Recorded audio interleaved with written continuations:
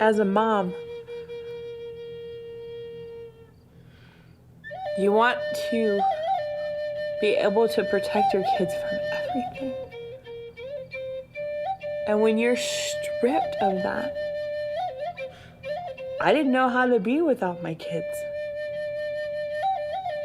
I still don't. This is South Dakota.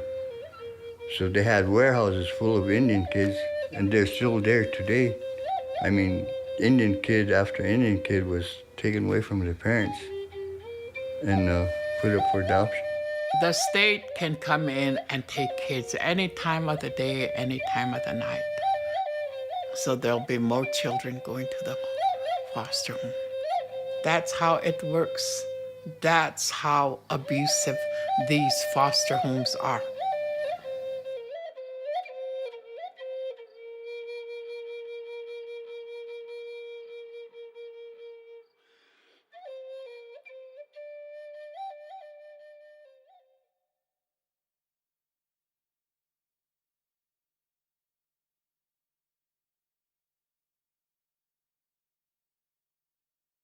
They took the boys exactly 1 week after Aiden's first birthday. That was the hardest thing. Thinking about them waking up the next morning, not knowing where they're at, crying. Everything was happening so fast. They took my boys, they took my old lady, they took me. They stun-gunned me that night. I had scars up and down my legs. I was beaten. I was thrown in a cell. And when I got up, my whole life was turned upside down.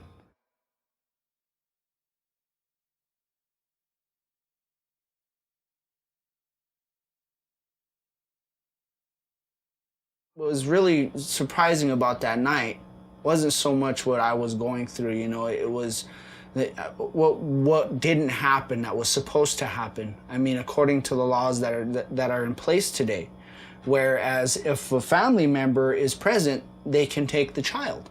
Well, there wasn't one, two, there was like 3 or 4 older Native American adults that weren't even a part of the situation we were in, that could have taken the children. The police immediately told them, no, these kids are going to DSS. When they took my grandsons, I came to see what was going on, and I went to see the 2 boys at the social services with my son. Well, when I told the court that I was the grandmother and I was there to get my grandsons to take them home, they told me I had to adopt my grandsons, and before I could see them, I had to take fostering and adopting classes. I did everything they said. I complied with them. I did their classes. I did the home visits. I got a house. I rented a house. So you know what? They can pull all these little strings, and we are the puppets. And what we do doesn't matter anyway. You know, they could give us a hoop, we'll jump through that, but it doesn't do us any good. No matter what we do, it's never gonna work.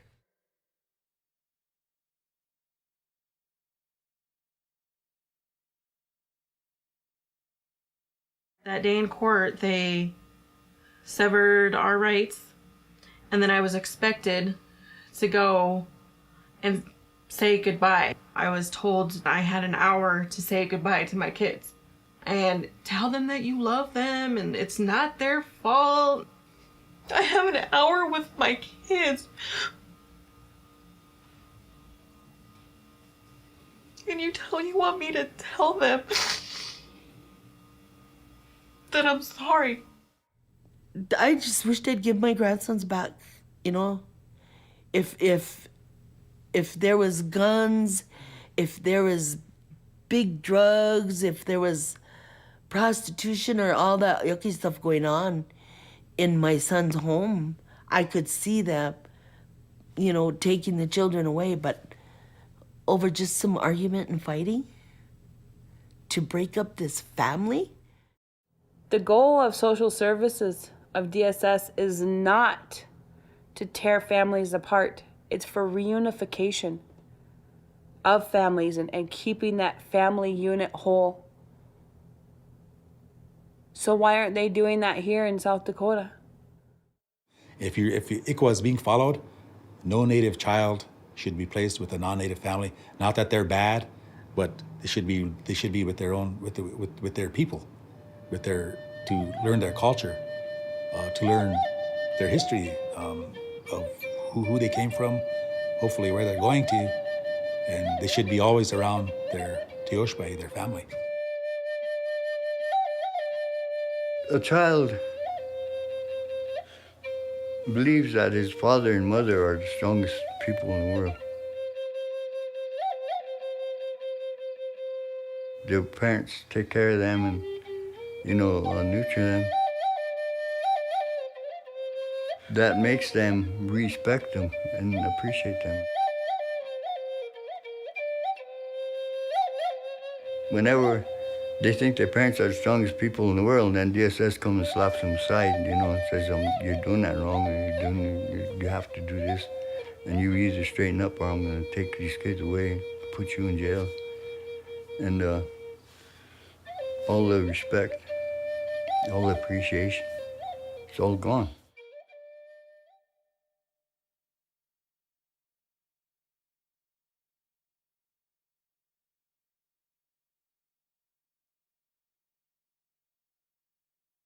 They were giving me these drugs like, Prozac and two other ones I didn't even know the names of, which scared me because I don't even know what I was taking. They just basically said, hey, take this, and if you didn't take it, they would physically restrain me and throw me in my room and not let me out, for an extended period of time until I wanted to take the medication.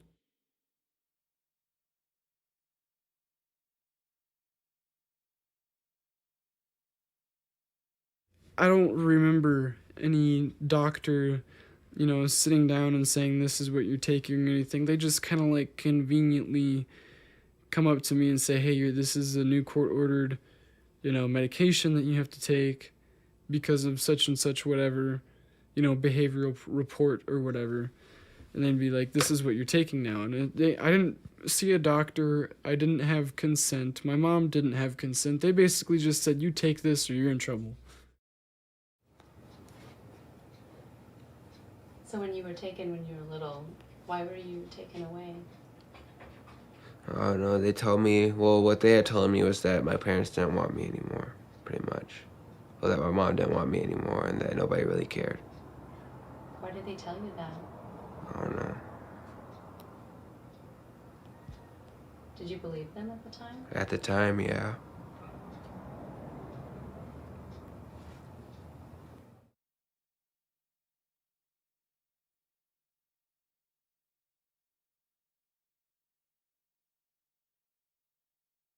When you were away from your mom, from your family, what did you want more than anything?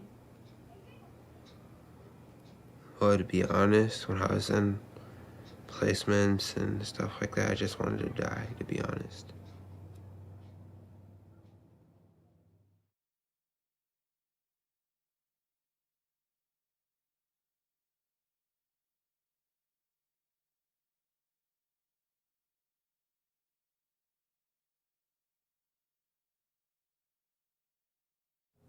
There are some kids in Mulbridge right now that are living in dire straits that are Caucasian.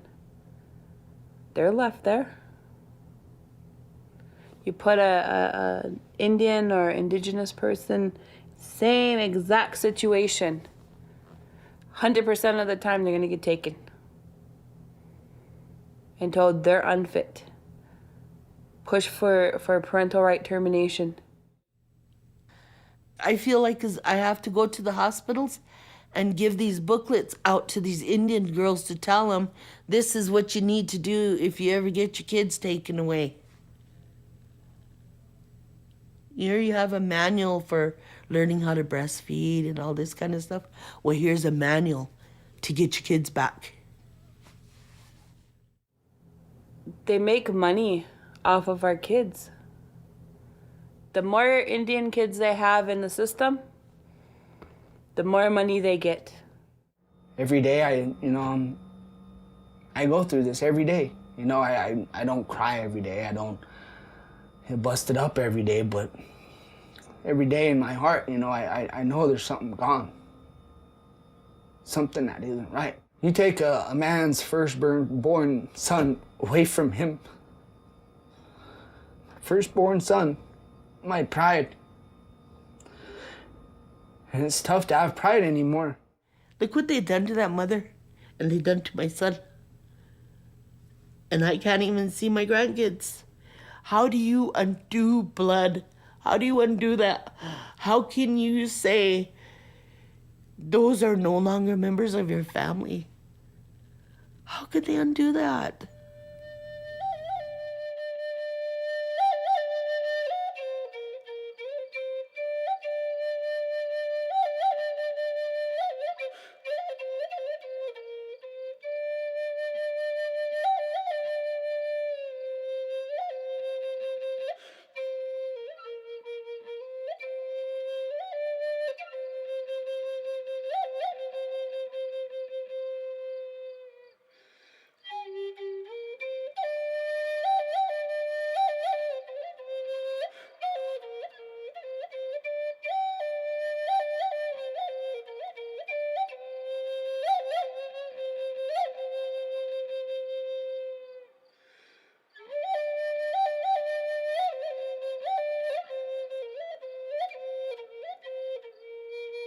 There's a saying, our nation is not lost until all of the hearts of its women are on the ground. They may be broken, but they're not on the ground yet. And piece by piece, we're picking them up and putting them back together. Until then, all we can do is hold it close and hold the babies we have close.